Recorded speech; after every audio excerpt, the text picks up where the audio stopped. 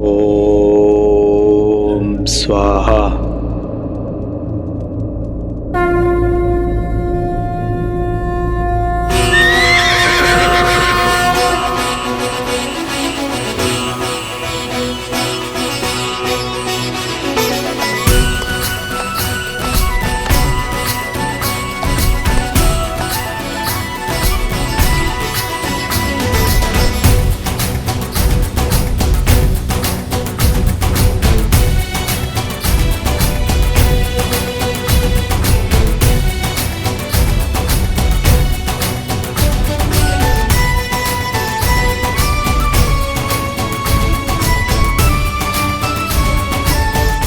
शीघ्र ही कार्तिक शुक्ल एकम के दिन अश्वमेध यज्ञ का अश्व समस्त भूमि में अपना मुक्त विहार आरंभ करेगा। जय श्री राम, जय श्री राम, जय श्री राम, जय श्री राम, जय श्री राम। कुश कुश अब और चला नहीं जा रहा है, भूख लगी है। भूख का राग मत लापो, चलते रहो। तुम क्या खा रहे हो? खा रहे जाओ, पेट चबा रहा हूँ। गले के नीचे अभी तक कुछ नहीं उतरा। खा के बोलो कुछ समझ नहीं आ रहा। तुमने कहा तो खा लिया, अब तक तो केवल चबा रहा था। इतना भी मूर्ख नहीं हूँ कुछ। मैं यहाँ भूख से मरा जा रहा हूँ और तुम अकेले फल खा रहे हो। भूल गए मैं किसका पुत्र हूँ? माता सीता। ये कैसी प्रतीति है, कैसा आभास है यार। एक और लगता है कि कुछ बहुत शुभ घटने वाला है, तो दूसरी ओर लगता है कि कुछ ऐसा घटा है जिससे भक्ति की पावन डोर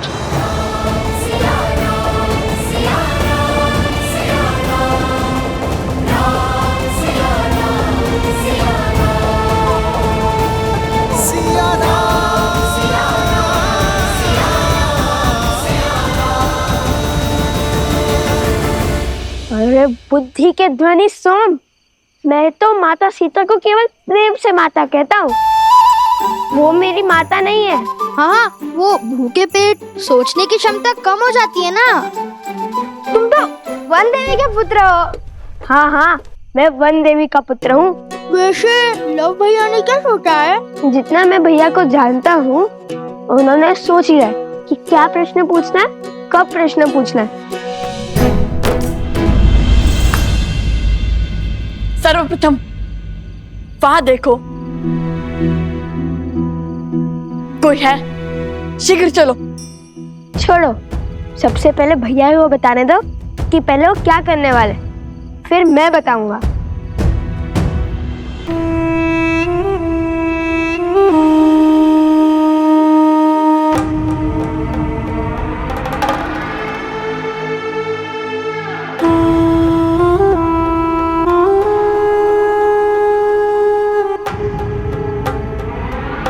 मैं तो साधारण सा दूत हूँ, यहाँ की सूचना वहां और वहां की सूचना यहाँ लाता हूँ। किंतु आप लोग तो ऋषि कुमार है ना, यज्ञ की समाप्ति से पहले ही निकल आए। जिस जगह पर हमारी राजकुमारी के साथ इतना घोर अन्याय हुआ हो, वहां हम कैसे रुक सकते हैं? तो आप भी मिथिला से हो? जी। आप भी मतलब? केवल यही है मिथिला से भद्र? मैं भी मिथिला से ही हूँ। मेरे पिताश्री तो राजदूत हुआ करते थे, किंतु मैं सामान्य व्यापारियों की भांति कार्य करता हूँ। किंतु एक प्रश्न है मन में। पूछिए। जिन्हें मिथिला के राजा ने क्षमा कर दिया, उनसे आप क्यों क्रोधित हैं? आप क्यों नहीं क्षमा कर पा रहे? यहाँ बात क्षमा और दंड की नहीं है, सत्य की है। यदि प्रभु श्री राम अपराधी होते तो भला भगवान वाल्मीकि हमें अयोध्या क्यों भेजते? और वो भी कला के बल के साथ। तो फिर निकल क्यों आए? क्या समस्या थी वहां? समस्या थी महारानी सीता की अनुपस्थिति। हम वहां से निकल आए क्योंकि एक ऐसा प्रश्न मन में उठा जिसका उत्तर हमें शीघ्र जानना है।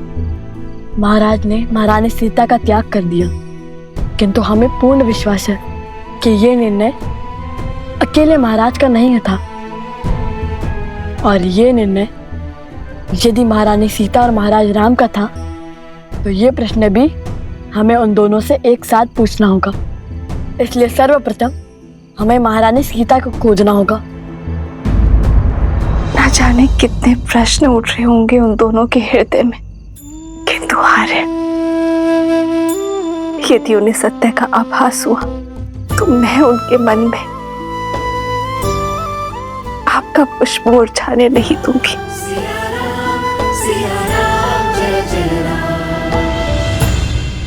तो आप महारानी सीता को खोजने निकले हैं? कैसे खोजेंगे? एक ही मार्ग है जो भैया ने सोच रखा है, किंतु मैंने अभी तक तुम्हें वो मार्ग बताया नहीं है। इसलिए सब जानने के लिए आतुर है। भैया आप कब बताएंगे? हमें अश्वमेध यज्ञ को रोकना होगा। किंतु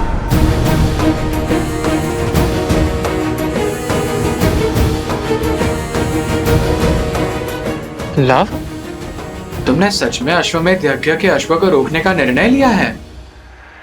हाँ, माता सीता को खोजने के लिए हम अश्वमेध का अश्व रोकेंगे।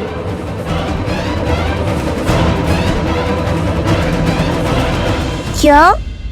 हाँ पुत्र, सिया राम के जीवन के इस अध्याय में लव और कुश अश्वमेध के अश्व को रोकेंगे। उसके पश्चात श्री राम और देवी सीता से प्रश्न भी पूछेंगे। यही विधि का विधान है, नियति का निर्देश है। क्या सोच रहे हो गणेश?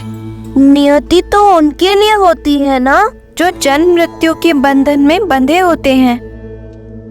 ये उनकी नियति नहीं है प्रिय गणेश, ये तो उनकी योजना है जिसके द्वारा वे समय के अंत तक मानव और मानवता को जीवन जीने का, जीवन के विषय में सोचने का मार्ग प्रदर्शित कर रहे हैं।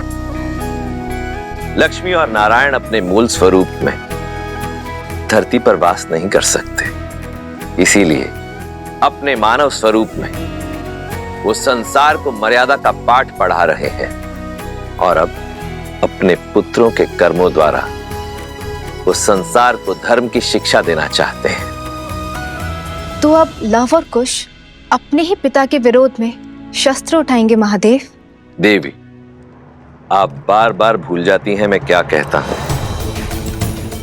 धैर्य रखिए, आगे की कथा स्वयं ही हमारे समक्ष प्रकट होगी।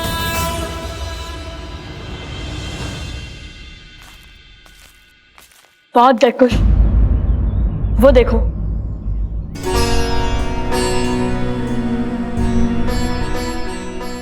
भैया अयोध्या वासियों ने हमें कितने आनंद से विदा किया था। क्या कहेंगे उन्हें? जैसे जैसे माता के निकट जा रहे हैं, मेरे आंसू का बाण मानो टूट रहा हो।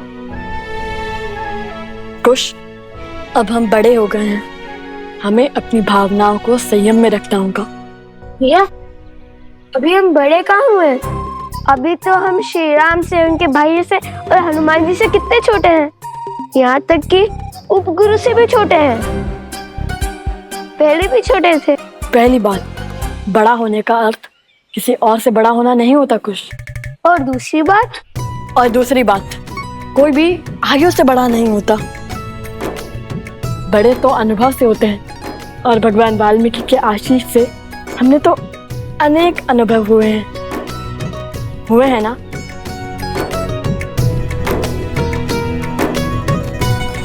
केवल गुरुवर का आशीष ही नहीं भैया, इस सोमकर्ण के कारण भी अनेक अनुभव हुए हैं हमें।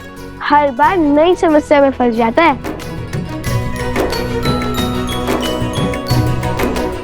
चलो।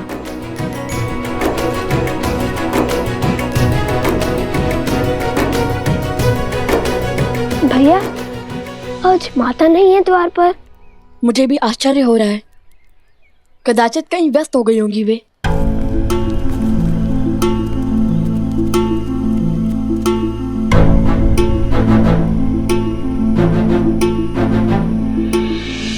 कैसी है श्री राम की अयोध्या? साथ क्या लाए और महाराज से भेंट हुई? प्रजा ने तुम्हारे मुख से राम कथा सुनी? कोई उपहार मिला? जो भी पूछना है सोमकरण से पूछो। आकुश, माता के पास चलते हैं। आज प्रथम बार माता हमारे स्वागत के लिए द्वार पर नहीं आई। लगता है खाली हाथ लौटे हो।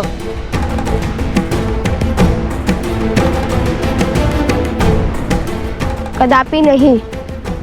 उपहार में जीवन के सबसे महत्वपूर्ण कर्तव्य लाया हूं, जो अब हमें स्पष्ट रूप से दिखाई देने लगा है। आगे क्या करना है पता है हमें।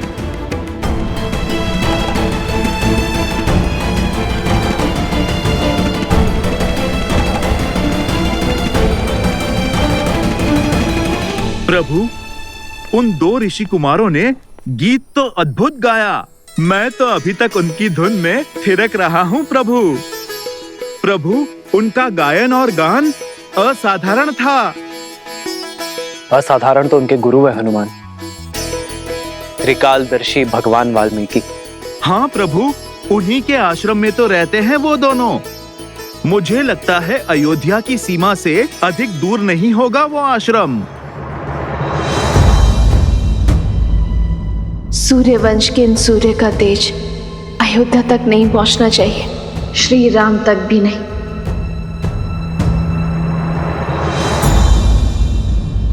माता, आप ठीक तो है ना? माता, आप प्रथम बार हमारी प्रतीक्षा के लिए द्वार पर नहीं आई थी, क्यों? माता,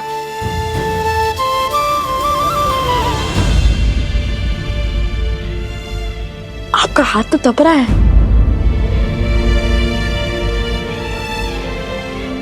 आप यहाँ आइए माता। मैं बिल्कुल ठीक हूँ। तुम दोनों की प्रतीक्षा में थी। बस तन को मन की चिंता छू गई। तुम दोनों सकुशल आ गए। अब मैं भी शीघ्र ही ठीक हो जाऊंगी।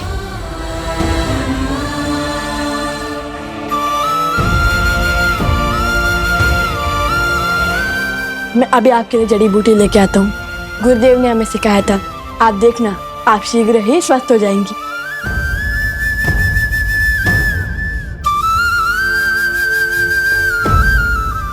पात्र ले आओ कुश।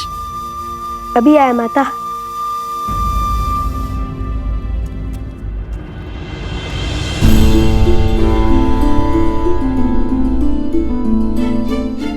अरे,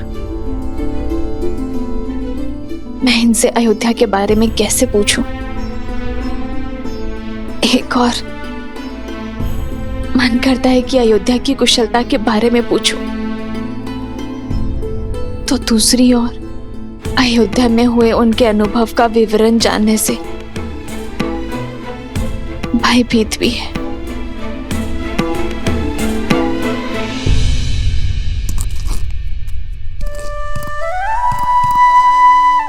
माता का स्वास्थ्य ठीक नहीं है, इसलिए उन्हें औषधि लेने देते हैं, ठीक होने देते हैं, फिर सब बताएंगे। किंतु अभी जी माता का विश्वास टूटा तो उनका स्वास्थ्य और बिगड़ जाएगा। यदि उन्होंने पूछा तो? तब की तब देखेंगे, किंतु तब तक तुम माता के पास रहो और हाँ, उनसे अच्छी अच्छी बातें करना। नहीं, नहीं, मैं नहीं कर पाऊंगा। मैं उत्सुकता में माता को सब कुछ बता दूंगा। मैं औषधि बनाता हूँ, आप माता के पास जाइए। ठीक है, मैं जाता हूँ।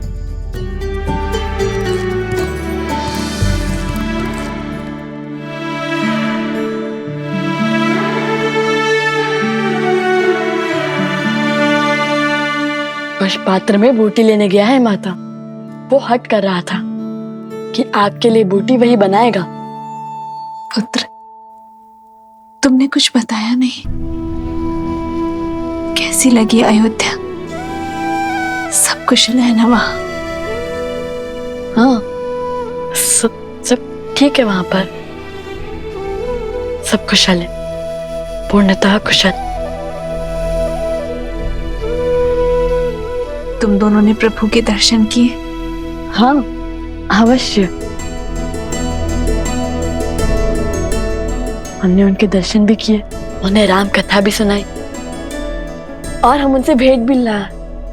अरे नहीं नहीं, वो हमें भेंट भी देने वाले थे, किंतु उनके हाथ का धागा टूट गया और उन्होंने वो धागा अपने कलाई से हमारी कलाई में बांध दिया। ये देखिए, जन्म जन्म का है ये संगम, राम रतन सीता वैभव धन।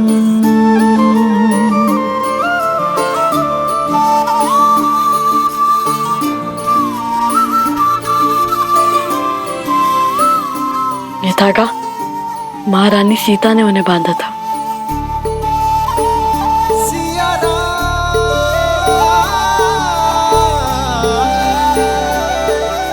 माता, ये लीजिए।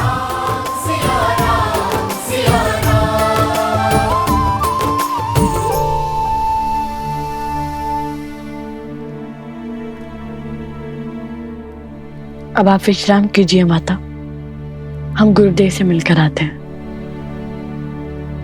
कुश, क्या हुआ है तुम्हें? मुख पर इतनी उदासी क्यों है? लाओ, सत्य बताओ मुझे, प्रभु श्री राम ने क्या कहा तुम्हें? माता, श्री राम केवल वीरों के प्रभु हैं, नारियों के नहीं।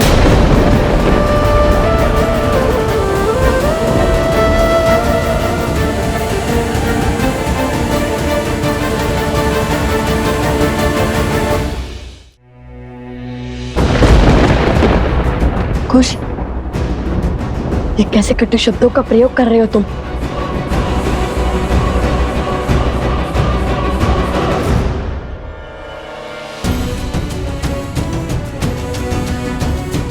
कुश, क्या हुआ? ऐसे कटु शब्द क्यों कह रहे हो तुम? क्योंकि यही सत्य है माता, हमारी संसार की जो श्रद्धा श्री राम में है वो व्यर्थ है।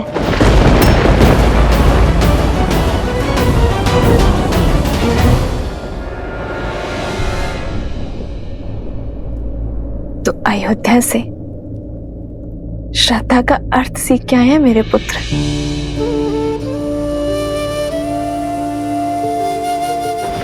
मेरे आराध्य के समक्ष उस दिए को देखो और उसकी बाती को भी। श्रद्धा इस बाती की भांति है, जिस प्रकार अग्नि इस बाती को जलाती है, किंतु इतना कष्ट सहने के बाद भी बाती अग्नि का साथ नहीं छोड़ती, क्योंकि बिना जले प्रकाश कैसे फैलेगा? प्रकाश फैलाने के लिए बाती को जलना ही पड़ता है। उसी प्रकार श्रद्धा हृदय को पीड़ा तो दे सकती है, किंतु इसका अर्थ ये नहीं है कि तुम श्रद्धा का ही त्याग कर दो और तुमने तनिक सी पीड़ा देखकर अपने प्रभु के प्रति अपनी श्रद्धा का ही त्याग कर दिया।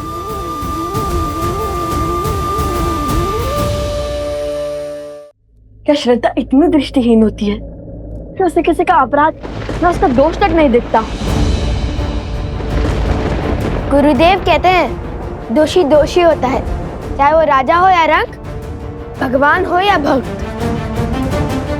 पर बिना कसौटी किए किसी को दोषी मानना भी स्वयं में बड़ा दोष है। तुमने स्वयं कैसे निश्चित कर लिया कि श्री राम दोषी है? स्वयं कैसे निर्धारित कर लिया कि जिसकी इतने वर्षों से मैं आराधना कर रही हूं, मेरे वो आराध्य, मेरे वो श्री राम अपराधी है।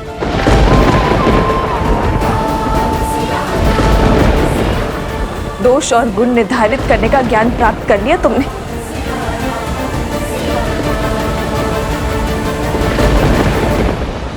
आप इसलिए ये सब कह रहे हैं क्योंकि कदाचित आपने श्री राम की गाथा अधूरी सुनी है।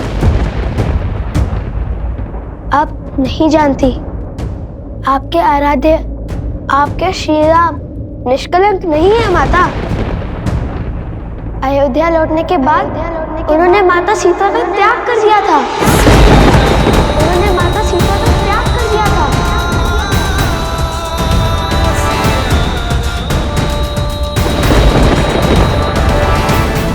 क्या ये अन्याय नहीं है?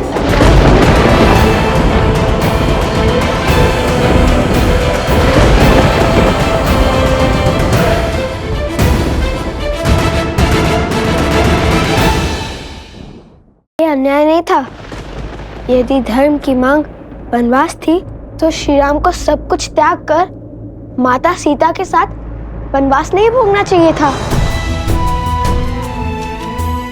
सोचिए माता, जब श्री राम ने अपनी अर्धांगिनी को त्याग कर दिया था तब माता सीता के मन में क्या बीती होगी, कितना घोर कष्ट हुआ होगा उन्हें।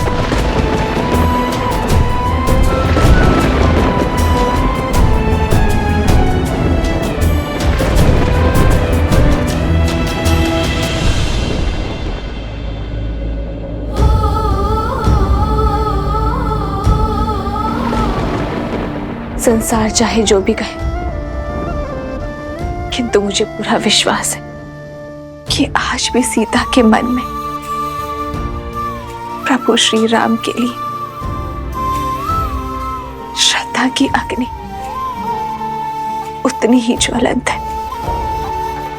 और मुझे पूरा विश्वास है कि ये निर्णय केवल श्री राम का नहीं अपितु सीता राम का है, जिसका कारण सही समय पर संसार को ज्ञात हो जाएगा। माता, भैया को भूख नहीं है, सारा भोजन मैं खाऊंगा।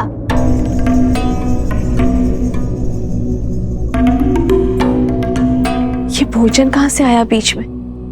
आ गई बस, भैया को भूख नहीं लगी आज। ये दिलाव को भूख नहीं लगी तो उसे स्वयं बोलने दो। और तुम्हें कैसे पता उसके मन की स्थिति? वैसे ही माता सीता के मन की स्थिति आप कैसे जान सकती है माता? इसलिए हमने निश्चय किया है कि हम महारानी सीता को खोजने जाएंगे।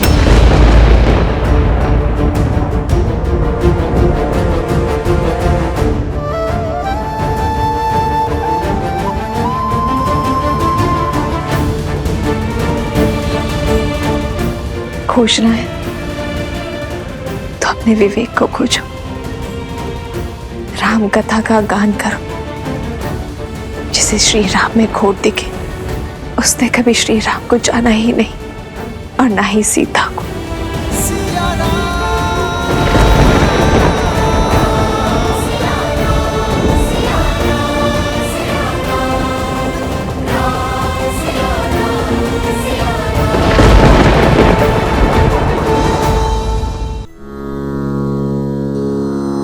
संग्रामे समोकोढे राजानं सन्नाहयेदा त्वाहर्षमन्तरेदिति पश्चाद्रथस्यावस्थाय जिमूतसेवा भवति प्रतीकमिति कवचं प्रयच्छेत उतरया।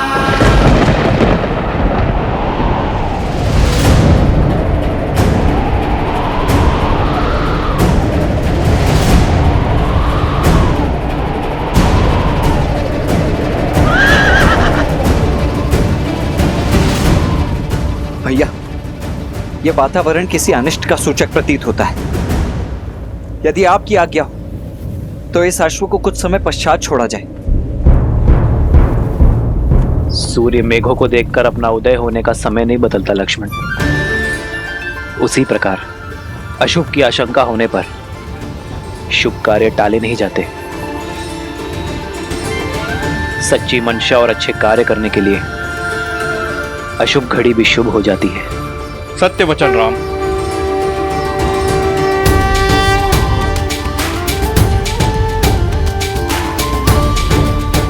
ये अश्वमेध का अश्व है जो धर्मात्मा महाराज कौशल नरेश अयोध्यापति श्री राम की संपत्ति है और मर्यादा और धर्म की गति का प्रतीक है। जिसने भी इसे रोकने का साहस किया, धर्म की गति को रोकने के प्रयास का दोषी समझा जाएगा और अयोध्या की चतुरांगनी सेना से युद्ध को आमंत्रण देगा। राजा राम श्री राम।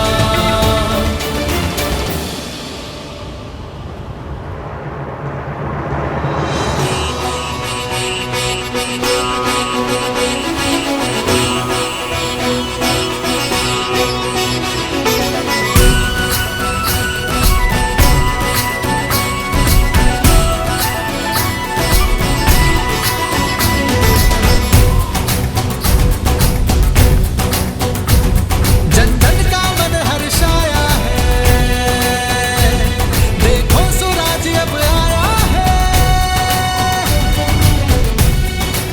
सेना के साथ अश्व की रक्षा के लिए कौन जाएगा? हम सभी सज्ज हैं भैया। आप जिसे आदेश देंगे वो तैयार है। क्या मैं चला जाऊं भैया?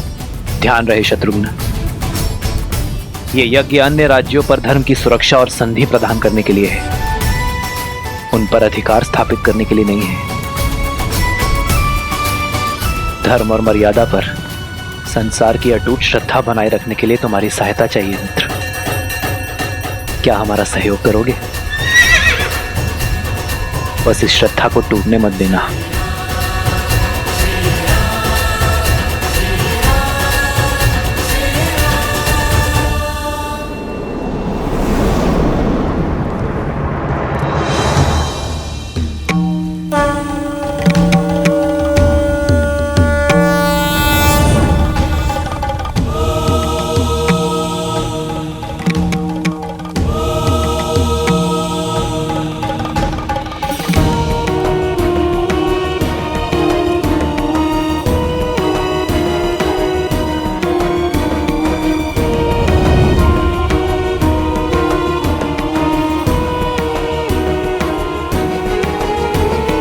प्रणाम गुरुवर।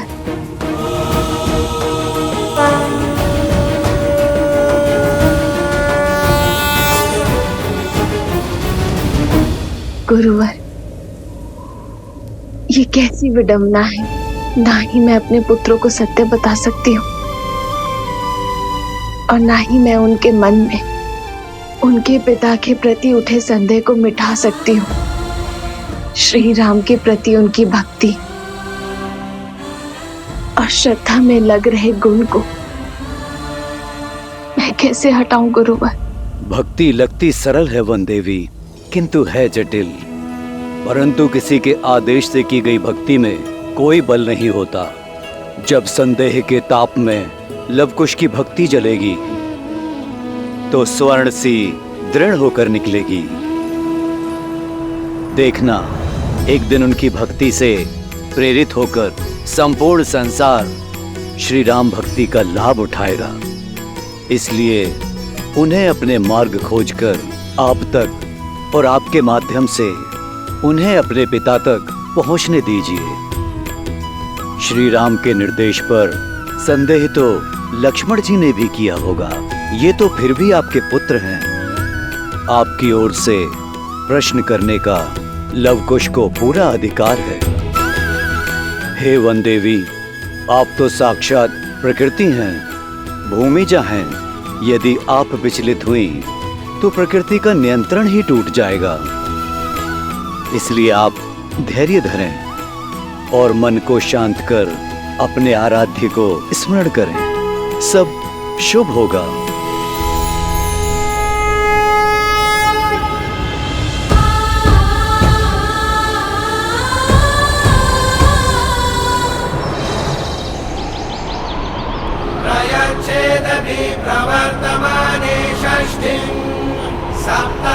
स्वानष्टविमिषुणवेक्षमाणम् वाचयत्यैरिव भोगैः हर्यते बाहोमिति कलं नैयमानम् कलं नैयमानम् कलं नैयमानम्।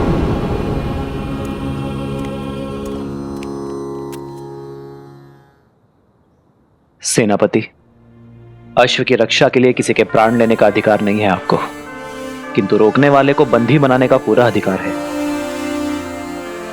शत्रुघ्न अपनी सेना लेकर आपके पीछे आ रहा है। सर्वप्रथम अश्व को उत्तर की ओर लेकर जाइए। उत्तर में त्रिवेणी धाम के जल से इसे पवित्र करने के पश्चात पश्चिम की ओर कूच कीजिएगा।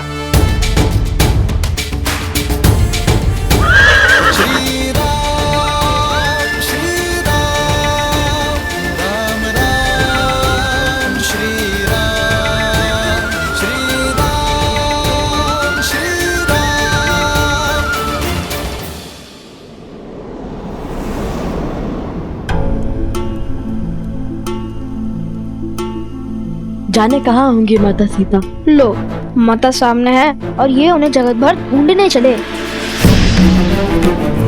क्या क्या कहा तुमने? मैं बताता हूं।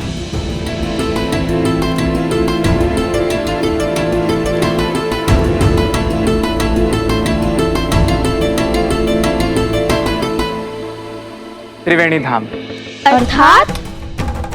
अर्थात हमें गुरुदेव ने आदेश दिया है स्वर्ण कमल लाने का। हमें उत्तर की ओर त्रिवेणी धाम जाना होगा।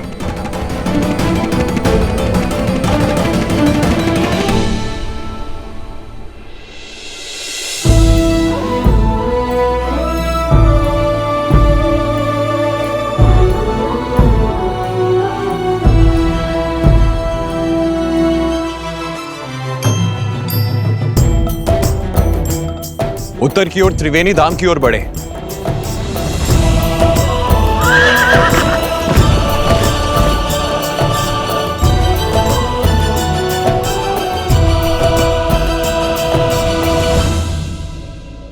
यहाँ हम किसी और दुविधा में हैं और गुरुदेव हमें त्रिवेणी भेजना चाहते हैं। गुरुदेव के हर आदेश में गहरा अर्थ छुपा होता है कुछ।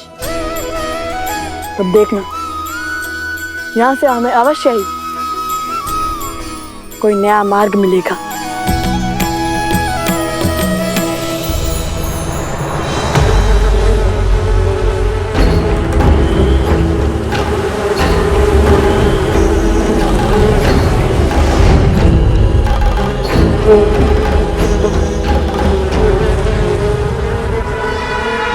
क्या सूचना लाए हो?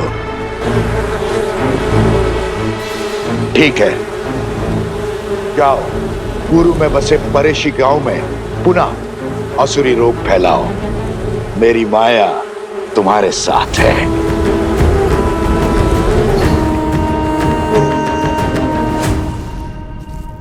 भैया, आज शुक्ल पंचमी है। यज्ञ के अश्व को मुक्त कर दिया होगा अयोध्या से। हाँ, और कदाचित इसलिए भगवान वाल्मीकि ने हमें आज ही त्रिवेणी धाम जाने का आदेश दिया, या फिर कदाचित यहीं कोई हमें महारानी सीता से मिलने का मार्ग मिल जाए। हाँ भैया, महारानी सीता से मिलने का मार्ग मिल जाए, मुझे अधिक प्रसन्नता होगी। अब बातें बंद करो और आगे बढ़ो। क्या पता नियति का क्या निर्णय हो हमारे लिए। अरे शीघ्र चलो, महारानी सीता से मिलना है या नहीं?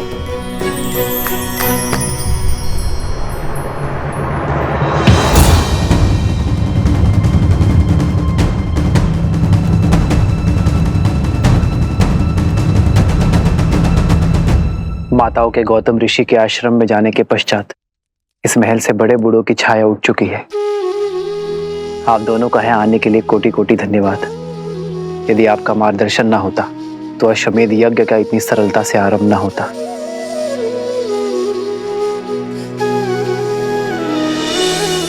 धन्यवाद तो मैं आपका करना चाहिए रहा, इस संसार को अपना सामर्थ्य दिखाने के लिए।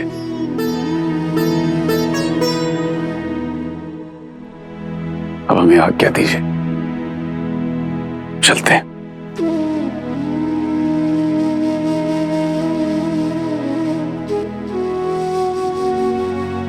आशा करता हूं माता, आपसे शीघ्र ही मिलना होगा। माता,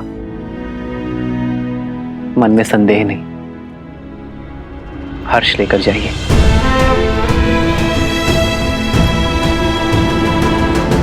माता,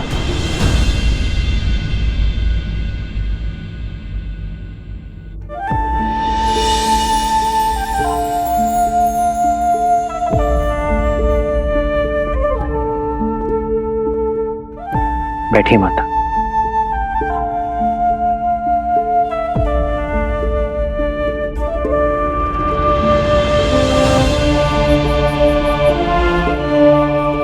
बताइए माता, सीता की अनुपस्थिति में सीता का अर्धांग आपका पुत्र नहीं बन सकता?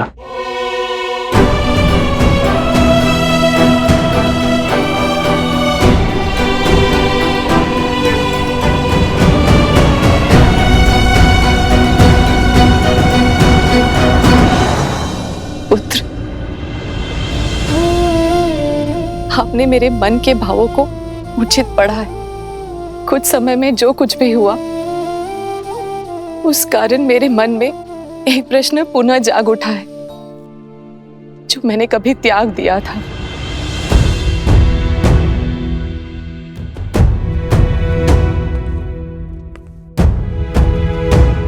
माता, अपने पुत्र से कैसी झिझक?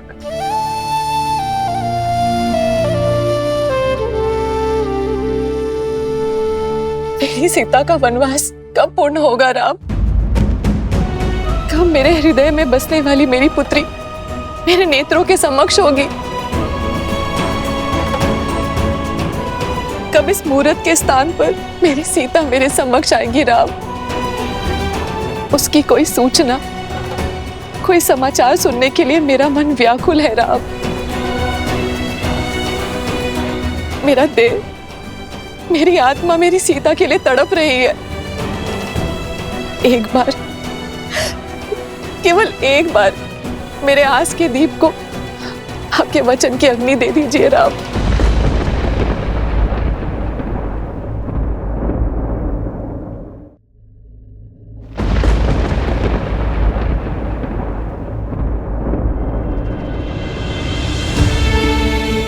माता, मैंने और सीता ने अपने राज्य के हित के लिए अपना स्वार्थ और साथ त्यागा है।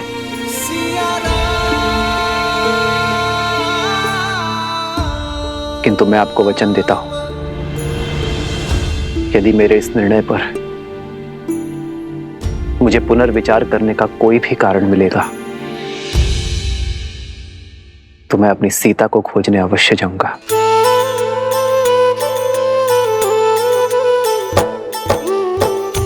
आपका ये वचन मेरे जीवन की शक्ति बनेगा राम, और मैं महादेव से प्रार्थना करूंगी कि शीघ्र ही आपको ऐसा कोई कारण मिले।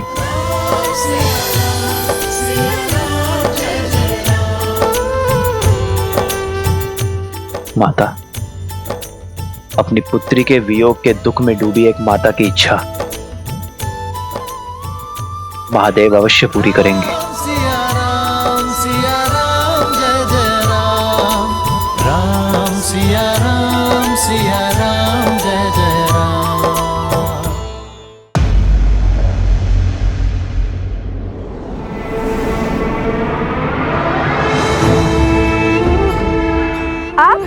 लगता है धनुर्धर लक्ष्यवेद ने निकल चुके हैं।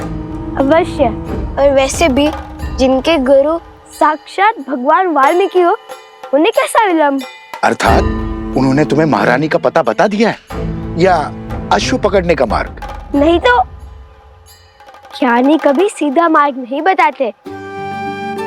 उनका हर आदेश अपने आप मार्ग तक ले जाता है। और अभी हमारे गुरुदेव ने त्रिवेणी धाम जाने का आदेश दिया है। महारानी तक पहुंचने का मार्ग तो वहीं से मिलेगा। जय हो भगवान वाल्मीकि की। मेरी मंशा पूर्ण करने की कृपा करे ऋषि कुमार। मैं भी देवी सीता के दर्शन करना चाहता हूँ, मुझे भी साथ ले चले। देखिए, मैं भोजन पका लेता हूँ, मार्ग भी सभी जानता हूँ, और पूरा जीवन इसी क्षेत्र में बिताया मैंने।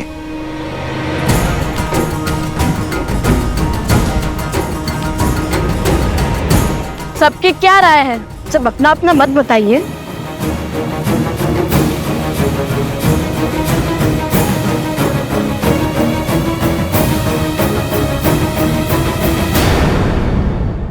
देवी सीता के दर्शन करना चाहता हूँ, मुझे भी साथ ले चले। देखिए, मैं भोजन पका लेता हूँ, मार्ग भी सभी जानता हूँ, और पूरा जीवन इसी क्षेत्र में बिताया मैंने।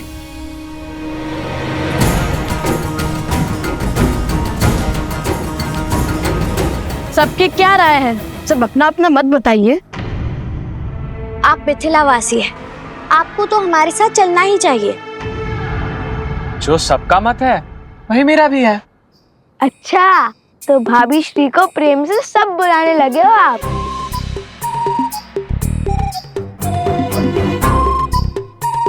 अब चलो भी, अन्यथा लव भैया कहेंगे शीघ्र चलो शीघ्र चलो।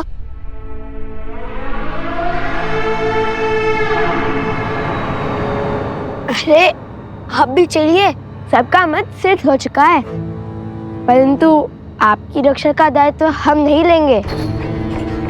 स्मरण रहे, हम पर अन्य बहुत से उत्तरदायित्व हैं। इतने वर्षों से इसी वन में भटक रहा हूँ, अपनी रक्षा स्वयं कर सकता हूँ। बिना शस्त्र के कैसी रक्षा? पैरों से। जहाँ भय लिखा वहां से भाग खड़े होंगे, है ना?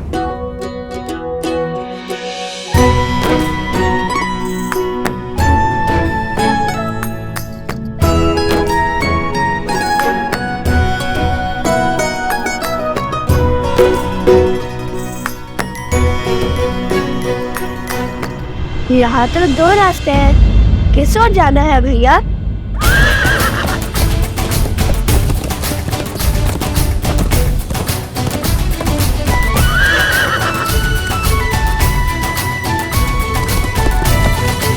त्रिवेणी धाम जाने के सबसे उचित मार्ग जानते हैं आप?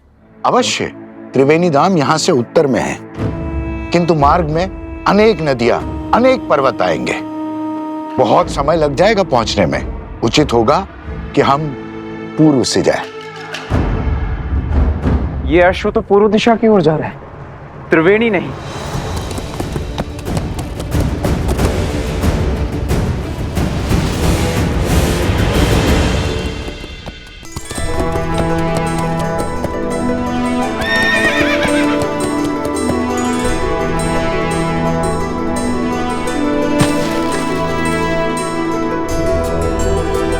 हे अश्व, इस ओर चलिए। महाराज का आदेश है, आपको त्रिवेणी धाम जाना है।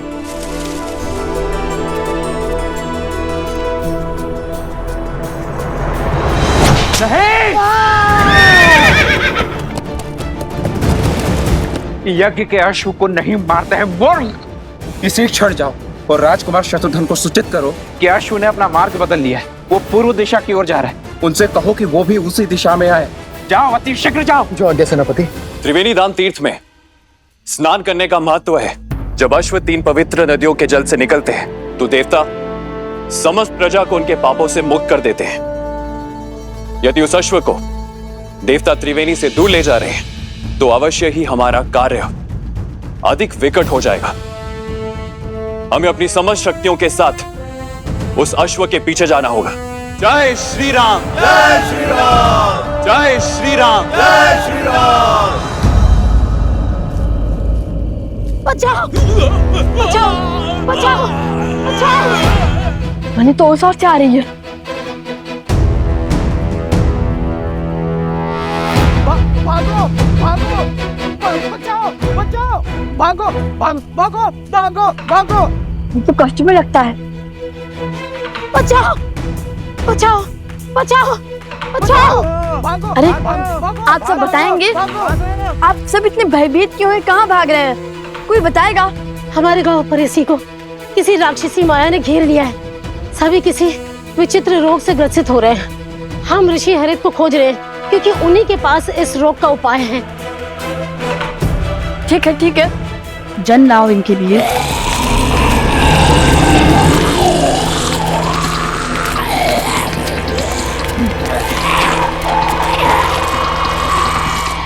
आप सब हमारे पीछे आइए।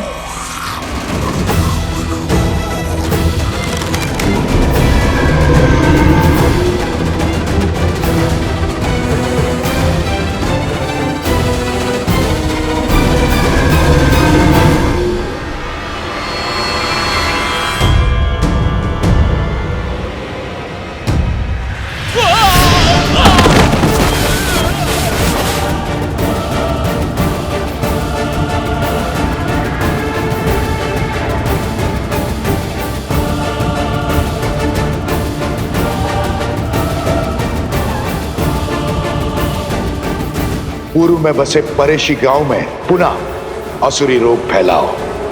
मेरी माया तुम्हारे साथ है।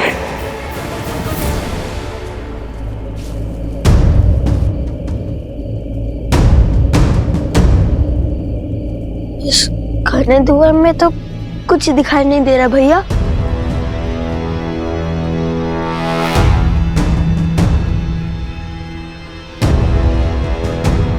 भैया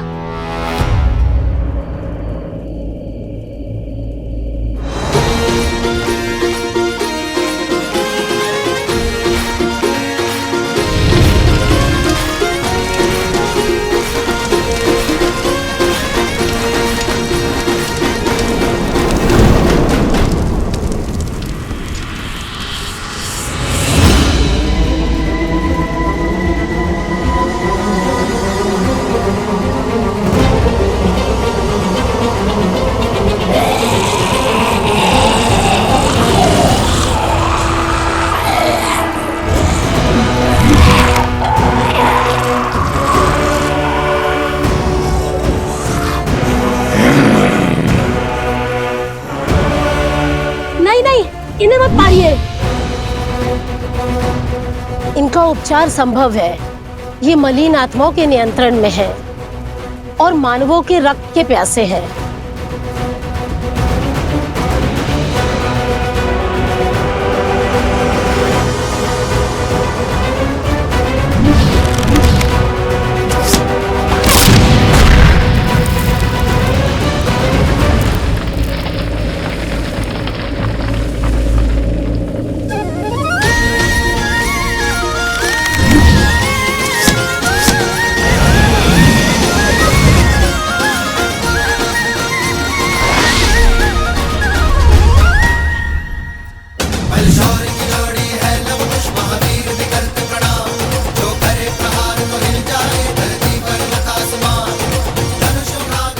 लव कुश,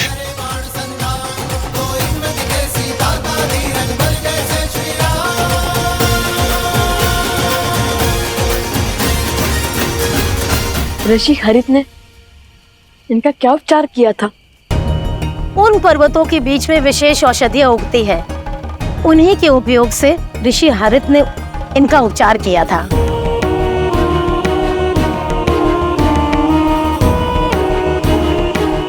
आप उपगुरु अवत्सला और भाभी श्री प्रसूता के साथ ऋषि हरित के पास जाइए, हम औषधि लेकर आते हैं। और महाशय आप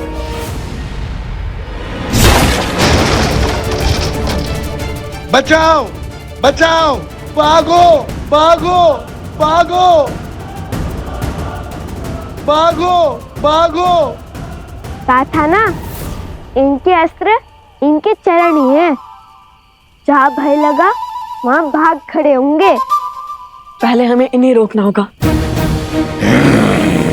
अन्यथा हमारे जाते ही ये आसपास के अन्य गांवों पर आक्रमण कर देंगे। क्या करे भैया, यदि ये असुर होते तो लक्ष्मण रेखा खींचकर इन्हें सीमा में बांध देते, किंतु ये तो असुर भी नहीं है। तुम सदा अनजाने में ही उचित युक्ति सुझाते हो कुश। असुर नहीं तो क्या हुआ, हम इनके आसपास एक अभिमंत्रित रेखा तो खींच ही सकते हैं ना। जो अशुद्ध होते हैं उन्हें सदा शुद्धता से, पवित्रता से संकट होता है।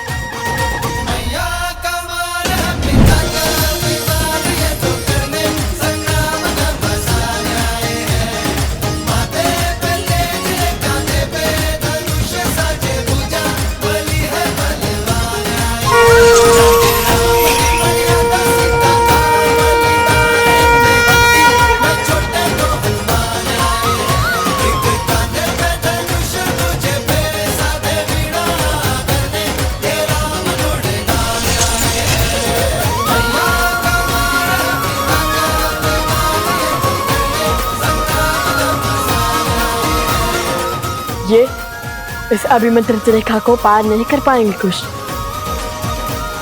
आप सब शीघ्र जाइए। सोमकरण, कुश, चलो।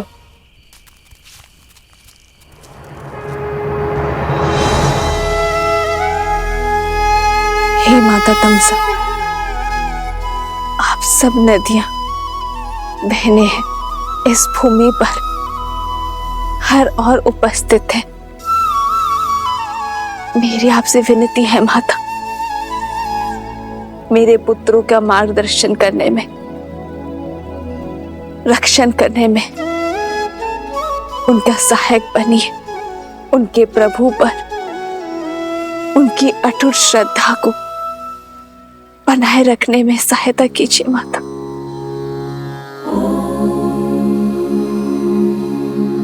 जलनीता पूजनम महानदी देवतानां यथा सर्वाणि देवी सीता प्रीयन्ते तथा तामसः। जलनीता पूजनम महानदी देवतानां यथा सर्वाणि नद्यः प्रीयन्ते तथा तामसः। भूमि की हर नदी जानती है कि आप भूमि देवी की पुत्री सीता भूमिजा हैं और आपकी संतानों की सुरक्षा हमारा दायित्व है। माता, त्रिवेणी धाम में सभी महानदियां आपके पुत्रों को अपना आशीर्वाद देने हेतु उपस्थित होंगे, किंतु जैसे हम स्वयं किसी घड़े तक नहीं जाती, आपके पुत्रों को हमारा आशीर्वाद प्राप्त करने के लिए नदी में स्वयं स्नान करना होगा। आपका कोटि कोटि धन्यवाद माता। आपके शब्दों ने मेरे मन में आशा की ज्योत जलाई है।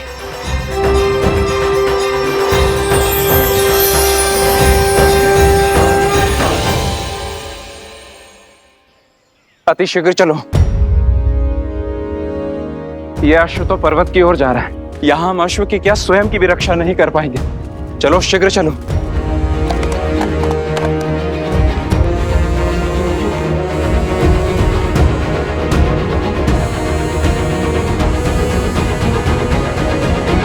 संकल्प है माता सीता को खोजने का। महत्वाकांक्षा है यज्ञ के अश्वों को बांधने की। प्रवास है स्वर्ण के कमल लाने के लिए। सज है इनकी रक्षा करने के लिए। भैया, ये क्या पहेली है? पहेली का उत्तर एक ही है कुश, आस। और यदि भगवान वाल्मीकि ने यह आदेश दिया है तो अवश्य ही हमारे सारे कार्य एक स्थल पर जाके जुड़ते होंगे। अश्व, अश्व? इसके ऊपर तो छत्र है, कहीं ये अश्वमेध का अश्व है।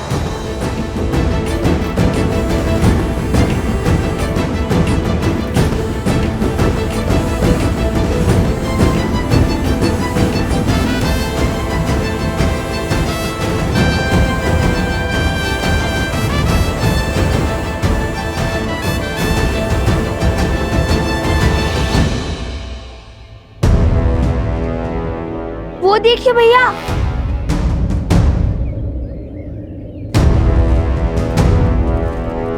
राक्षस लगते हैं। अश्व के लिए आए हैं। चलाइए तीर और कर दीजिए इन्हें परास्त। ध्यान से देखो, वे सैनिक हैं और हम सैनिकों पर आक्रमण नहीं कर सकते, किंतु अश्व के लिए केवल इतने सैनिक।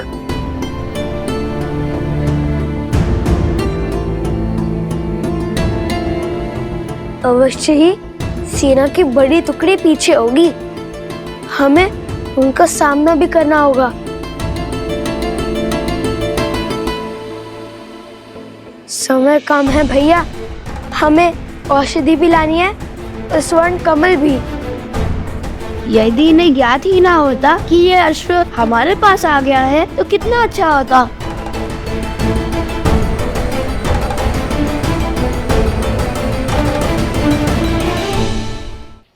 कुश, सोम, आसपास के गांव से एक अश्व लाओ। हम उस अश्व को इससे बदल देंगे और जब तक वो हमारे ये भेंट जानेंगे तब तक यज्ञ का अश्व हम ले जाएंगे। उचित है, आप यही अश्व पर दृष्टि रखिए, हम जाकर अभी अश्व को लाते हैं। मुझे तो अश्व से बात करना भी आता है, वो मेरी बात यूं मान जाएगा।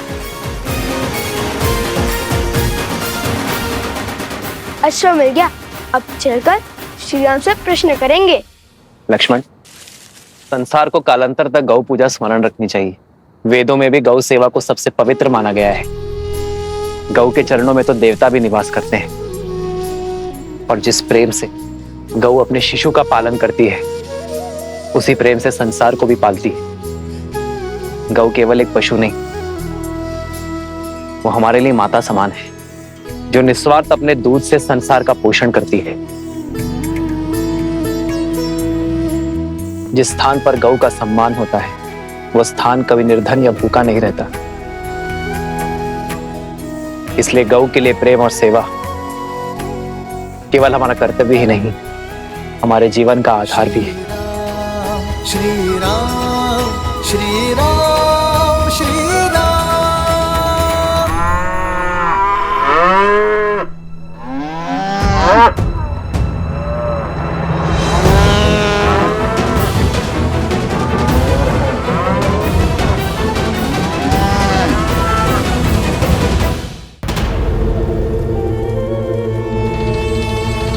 महाराज, महाराज, अश्वमेध यज्ञ के कारण अयोध्या की प्रजा फिर से उस राम की ओर समर्पित हो रही है। मेरे अथक प्रयासों के बाद भी मैं उनके मन को विचलित नहीं कर पा रहा हूं। और कितना समय लेंगे आप महाराज? समय बड़ा चंचल होता है बानासुर, वो किसी के वश में नहीं आता है। मेरे भ्राता दशानंद रावण को भी लगा था कि वो समय के अंत तक जीवित रहेगा, पर देखो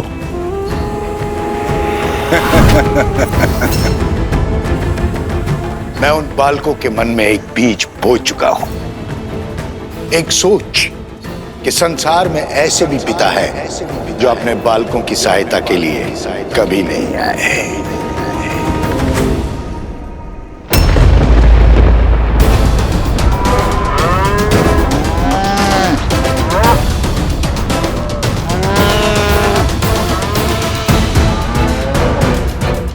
गौ माता का क्रंदन तो अनिष्ट का सूचक होता है। अब इन बालकों को जब पता चलेगा कि श्री राम ही उनके पिता है, जो उनके लिए कभी नहीं था, तब छिड़ेगा युद्ध। एक सोच कि संसार में ऐसे भी पिता है जो अपने बालकों की सहायता के लिए कभी नहीं आए। अब मेरे प्रकोप से वो दोनों अपनी पराजय का दोष अपने पिता को देंगे। और यदि विजय हुए तो उनके मन में अहंकार को स्थान दूंगा।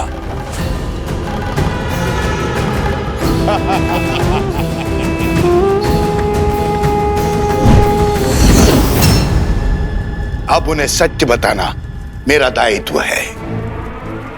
उन्हें यह ज्ञान देना कि उनके पिता और कोई नहीं, उनके आराध्य श्री राम है।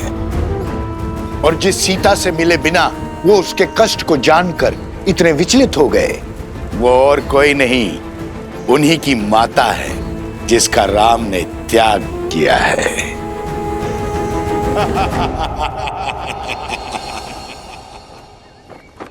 गऊ का रुदान भले ही अशुभ संकेत हो, किंतु ये बात स्मरण रहे कि हर संकट हमें सीखने का और कर्मों में सुधार लाने का अवसर देता है।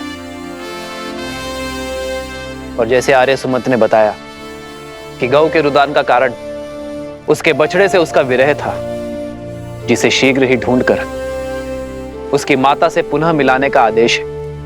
महाराज, ये तो नहीं पता कि आपने ऐसा क्यों किया, किंतु क्या शत्रुघ्न को अश्व से दूर रखने का आदेश उचित है? शक्तिशाली राष्ट्र सबसे पहले आक्रमण नहीं करता भरत, और जिस राजा की अयोध्या के अश्वमेध यज्ञ को चुनौती देने की इच्छा है, उसे भी तो युद्ध के लिए सज्ज होने का अवसर मिलना चाहिए। और यदि इस बीच किसी कारणवश अश्व की मृत्यु हो जाए तब क्या होगा? अश्व की मृत्यु तभी संभव है जब यज्ञ देवता कुपित हो। यज्ञ देवता का प्रभु श्री राम पर कोपित होना तो असंभव है। संभव है। असंभव? जितनी पवित्रता से भैया ने ये यज्ञ करवाया है, यज्ञ देवता का कुपित होना असंभव है गुरुदेव। यज्ञ में दी आहुति यदि यज्ञ देवता ने ना स्वीकारी तो वो कुपित होंगे। परंतु यज्ञ देवता आहुति स्वीकार करेंगे क्यों नहीं? क्योंकि यज्ञ में मंत्रोच्चार केवल महाराज राम ने किया है, उनकी पत्नी ने नहीं। परंतु महारानी की मूर्ति मंत्रोच्चार कैसे कर सकती है?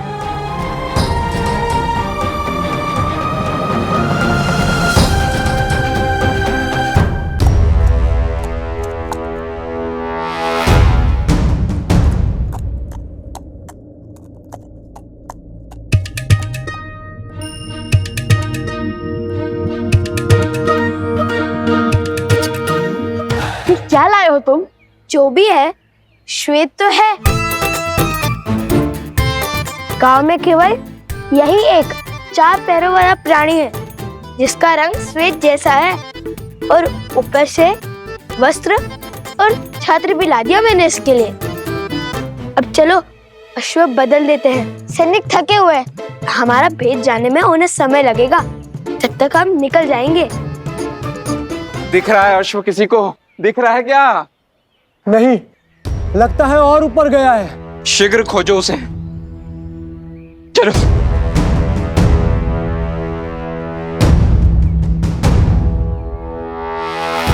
हमें सैनिकों का ध्यान भटकाना होगा। जो आ गया भैया, आप अश्व को पकड़िए, मैं अश्व की ध्वनि निकालता हूँ, उनका ध्यान भटकाता हूँ। ये अश्व की ध्वनि है या फिर गधे की? पर भैया गधा तो ढी चौ करता है।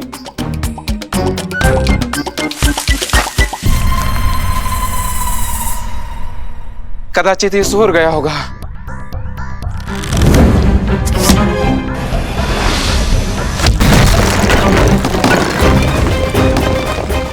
ये ईश्वर क्या ध्वनि है?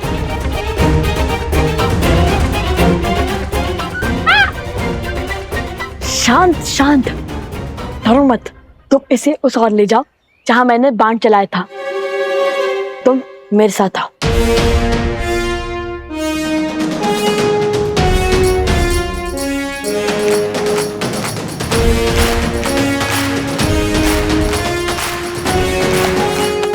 मरण है ना, हमें अश्व को कैसे रोकना है? कैसे रोकना है? ये बात कब हुई? तो तुम्हें क्या लगता है भगवान वाल्मीकि ने हमें मिथिला के प्रवास के लिए क्यों भेजा था? ओ, स्मरण है, इस प्रवास की तैयारी के लिए।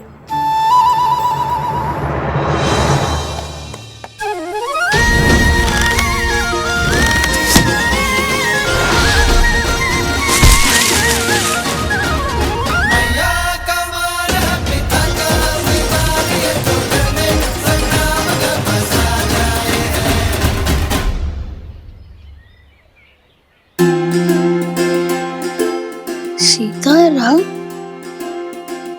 भैया, ये तो वही अश्व है।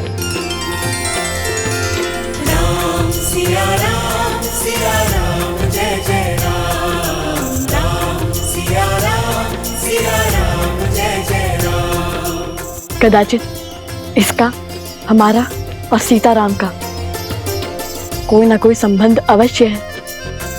क्यों मित्र, हम स्मरण है ना? उस गधे से भय तो नहीं लगा?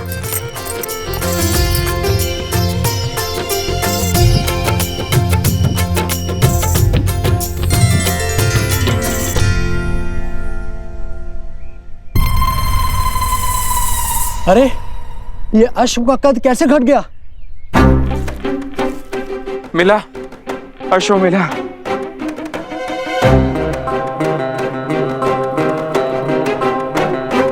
रंग भी बदला बदला सा लगता है।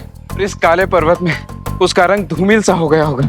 पर इस पर छत्र तो है, पर अश्व जैसा नहीं है। एक ही वाक्य में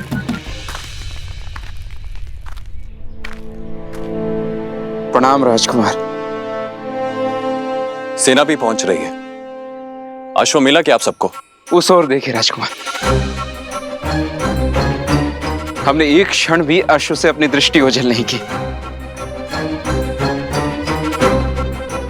आदेश यज्ञ के अश्व पर दृष्टि रखना था सेनापति।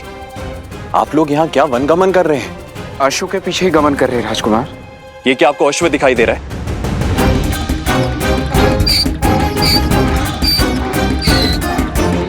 ये एक गधा है आप ही की तरह सेनापति। आप अयोध्या लौट जाइए।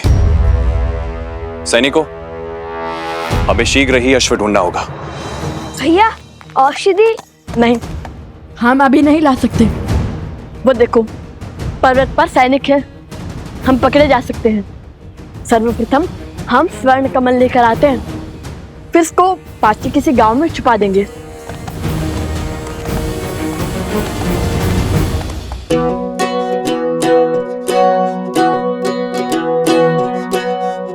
सुनो, यह स्थान उचित है। यहाँ पर कोई भी अश्व को नहीं ढूंढ पाएगा।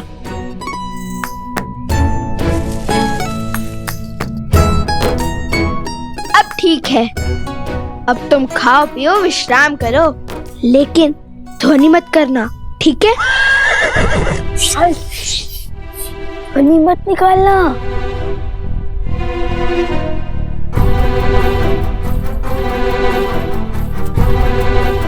चलो।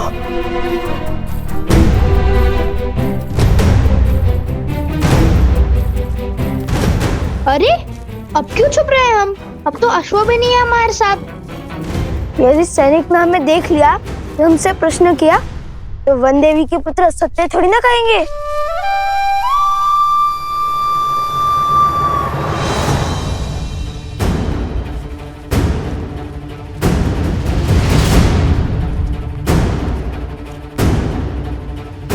त्रिवेणी धाम निकट ही है, शीघ्र चलो।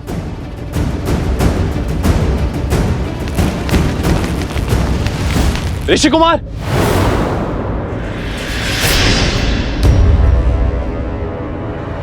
भागो! अरे रुकिए ऋषि कुमार।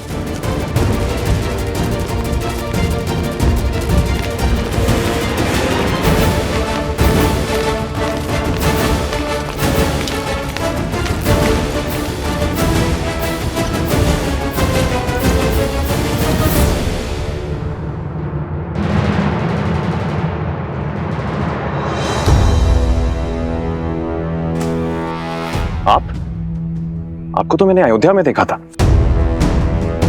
और क्या वो ऋषि कुमार वही हैं जिन्होंने अयोध्या में गान किया था? क्या आप क्या कहना चाहते हैं? नहीं, वो नहीं है। तो फिर वो दोनों भागे क्यों?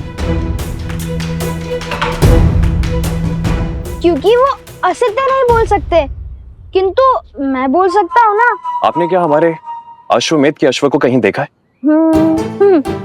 सत्य कही, अन्यथा आपके प्राण संकट में पड़ सकते हैं।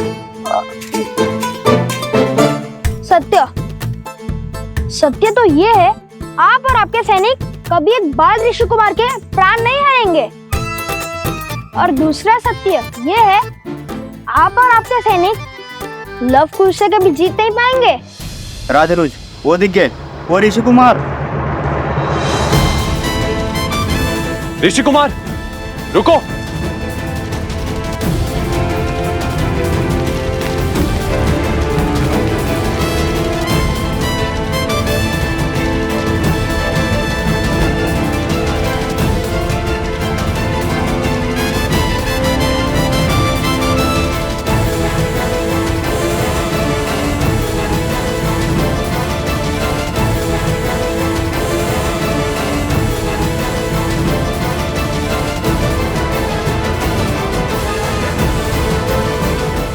छोड़ सकते हैं, किंतु रण छोड़ना कायरता तो नहीं होगी ना?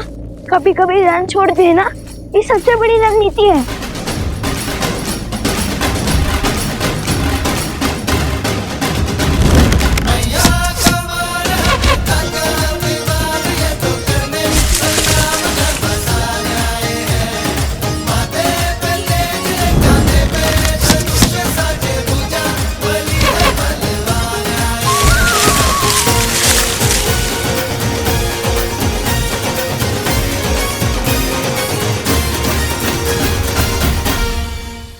सैनिकों, शीघ्र हटाओ इसे।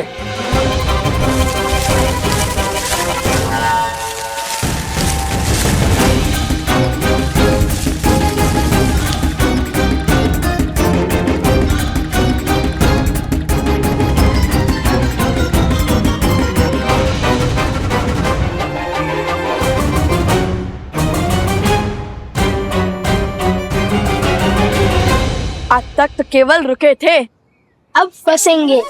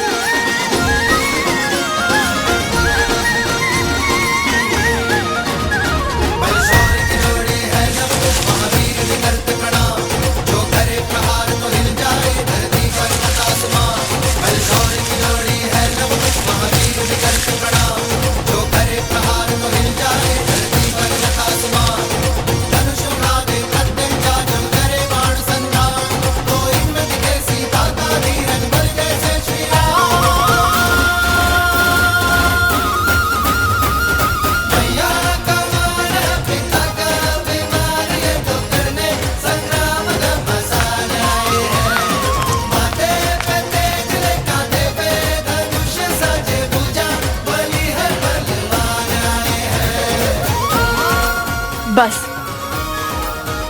अब वो यहाँ फंस जाएंगे और हमें अधिक समय मिल जाएगा।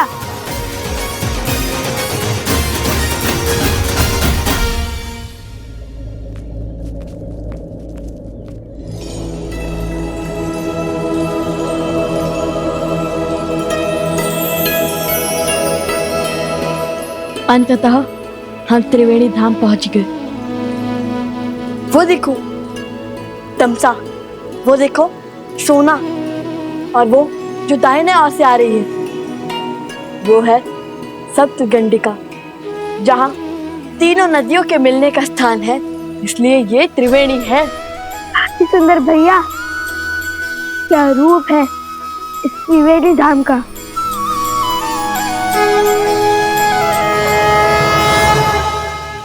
भैया अभी आंखें मूंदी तो मन में एक विचार आया।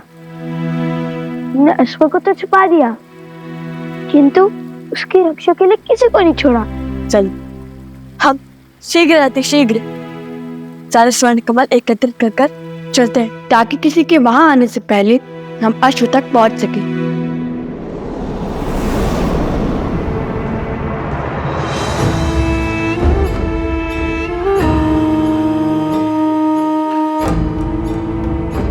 आओ प्रबंधासुर, देखो तुम्हारे परम मित्र और मेरे प्रिय पुत्र चंद्रबाहु की मृत्यु का प्रतिशोध लेने की घड़ी आ गई है।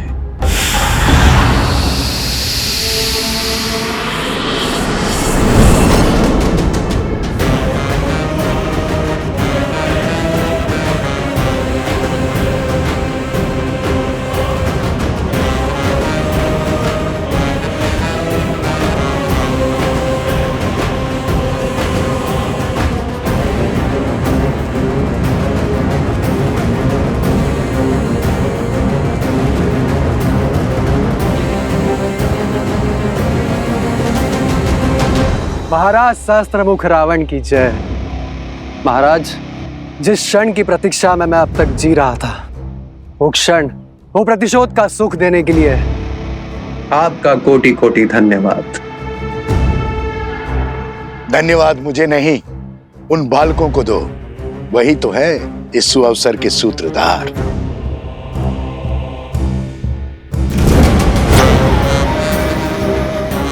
मैं उस अश्व को मारकर उस राम के अश्वमेध यज्ञ को असफल कर दूंगा।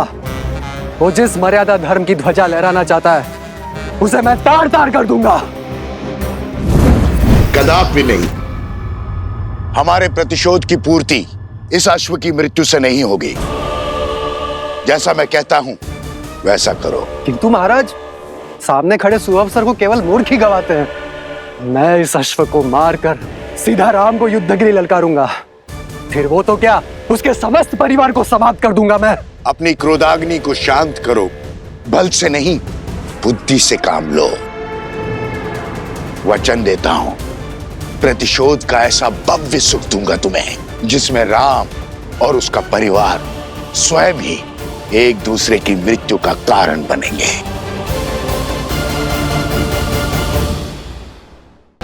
सोचो, एक बार में सबको मारने में आनंद आएगा या उन्हें स्वयं ही एक एक करके एक दूसरे को मारते हुए देखने में आनंद आएगा। और अपनी योजना के लिए मैंने तुम्हें चुना है, क्योंकि छल में तुम्हें मात देना असंभव है। तुम कभी भी कोई भी रूप धरकर किसी भी वस्तु में प्रकट हो सकते हो। मैं चाहता हूं कि तुम यज्ञ के अंत तक इस अश्व के साथ रहो। वो लवकुश बहुत संस्कारी और साहसी है। तुम मेरे साथ मिलकर इस अश्व को इक्ष्वाकु वंश के अंत का साधन बनाओगे। परंतु महाराज, किंतु परंतु यद्यपि कुछ नहीं सुनना है मुझे। जैसा कहता हूं वैसा करते जाओ।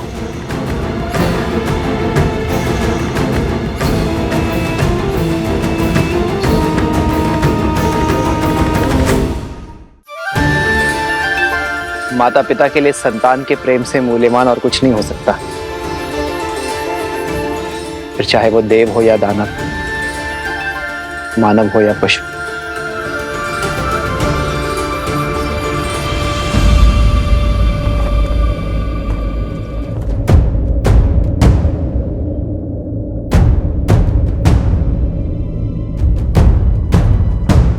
क्या हुआ सेनापति?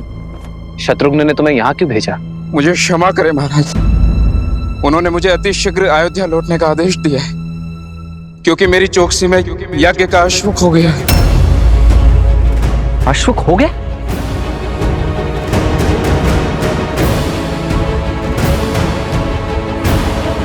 और अब वो स्वयं अश्व को खोज रहे हैं। यज्ञ का अभिमंत्रण आसुरी शक्तियों और दुर्घटनाओं से बचाता है, किंतु केवल तब जब देवताओं का आशीर्वाद हमारे साथ हो।